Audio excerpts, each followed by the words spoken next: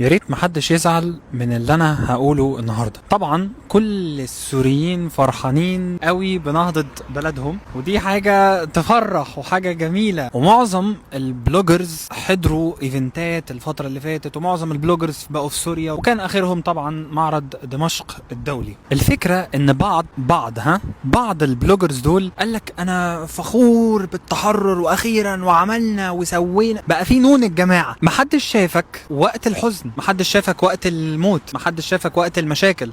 في ناس جايه تعمل مشاكل ورايا اهو، تراكوا صوتهم عالي قوي على فكره.